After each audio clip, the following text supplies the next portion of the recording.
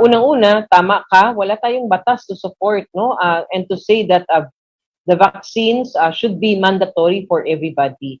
So kailangan talagang pag-aralan maigi kung talagang ang direksyon ba ay mapag-aralan at makapagkaroon ng batas para sabihing maging mandatory ito for everybody. But as I've said, sa ngayon, at this point in time, hindi po natin nakikita na kailangan natin yan. Dahil katulad ng sabi ko nga, in the past, we were able, no, to improve and increase our vaccination efforts by implementing different nudges na ginagawa natin. Unang-una na yung ating demand generation activities kung saan nakakapagbigay tayo ng adequate information to everybody na address natin yung mga hesitancies ng mga tao, na expand natin yung ating mga vaccination sites and yung ating pong incentive and disincentive schemes.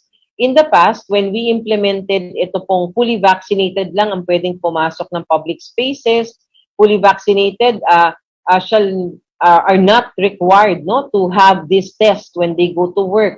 Yung mga hindi bakunado, they were required to have this test pag pumapasok. So these are incentive and disincentive schemes na nakita natin naging effective for our primary series of vaccination.